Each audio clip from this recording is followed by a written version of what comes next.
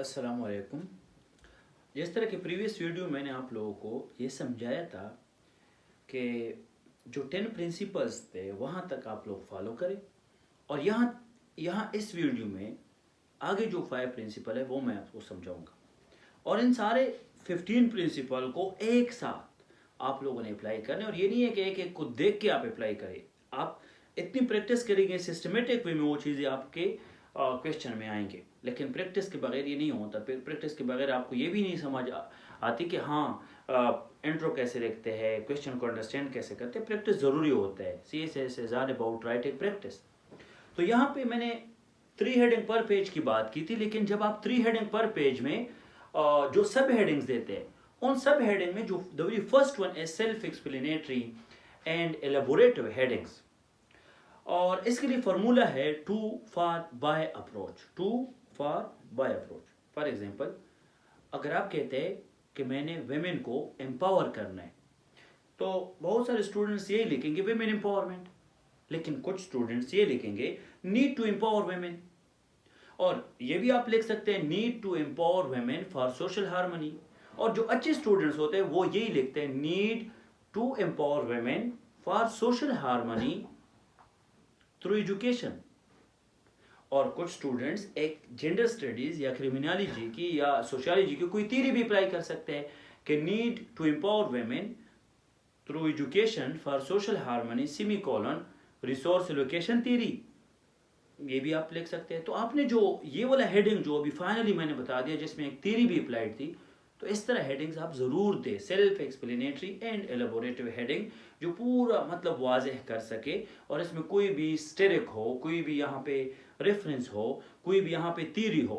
हमेशा के लिए 1 2 स्टेरिक 3 अप्लाई करें। मीन्स आपके इस पूरे पेज में क्या होगा, ये देखिए पूरे पेज में first heading, second heading, third heading, 3 headings है। इन 3 हेडिंग में जो फर्स्ट हेडिंग है ये सिंपल लिखे, लेकिन ये जो सेकेंड हेडिंग है इस पे स्टेरिक अप्लाई करो, और थर्ड हेडिंग भी सिंपल लिखो। सबसे पहले क्वेश्चन अराइज होता है स्टेरिक क्या होता है, और दूसरा क्वेश्चन ये भी अराइज होता है कि यहाँ पे सर मैं सेकेंड हेडिंग पे क्यों अप्लाई करूँ asterisk, why not in first and second, first and last third one.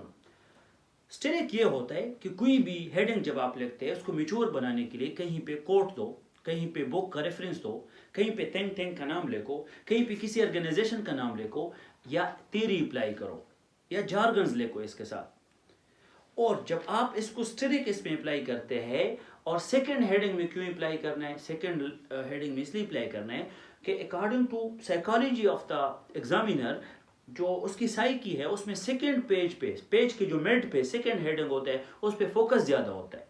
तो आप उसमें पे मेच्योरिटी ज़रूर दें।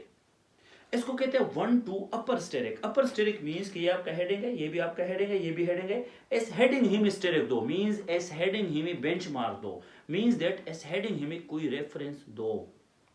लेकिन एक होता है 1 2 लोअर स्टेरिक 3। अगर आप 1 2 3 में यहाँ पे आप हेडिंग दे देते हैं, कोई इस सेकंड हेडिंग में कोई रेफरेंस देते हैं, तो नेक्स्ट पेज में आप 1 2 3 दो, हेडिंग में कोई भी रेफरेंस ना दो।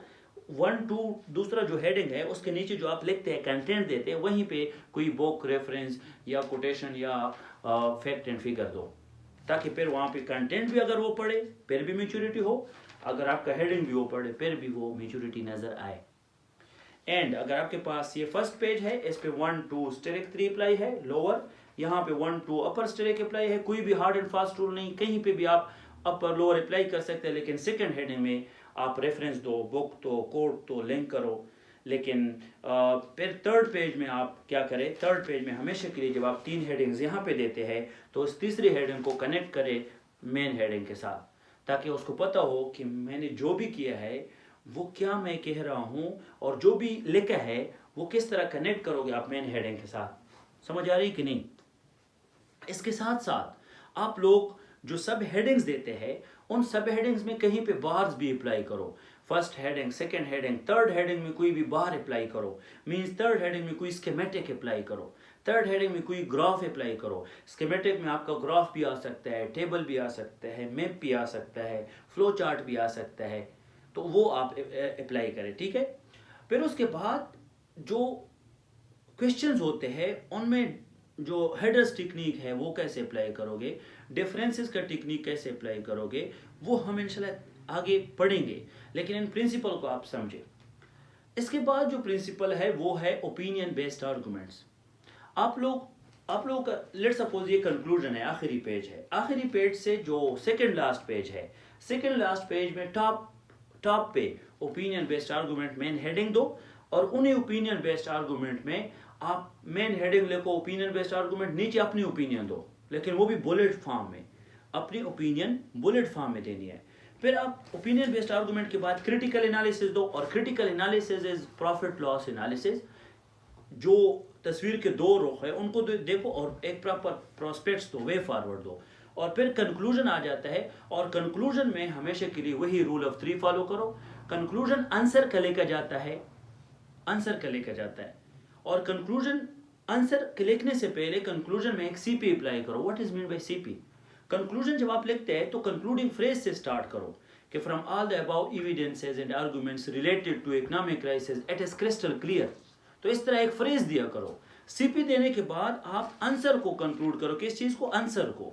और जब आंसर को कंक्लूड कर लेते हैं, फिर उसके बाद आप एक ऑप्टिमिस्टिक नोट पे, एक पॉजिटिव नोट पे, एक प्रोस्पेक्ट पे उस कंक्लूजन को खत्म करो, और कोई बुक भी, रेफरेंस भी आप दे सकते हैं।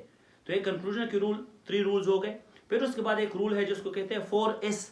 4S का मतलब है आप लोगों ने 4 सिनोनिम याद करने हैं, और वो 4 सिनोनिम आप इंट्रोडक्शन में भी अप्लाई कर सकते हैं, वो 4 सिनोनिम आप कंक्लूजन में भी अप्लाई कर सकते हैं।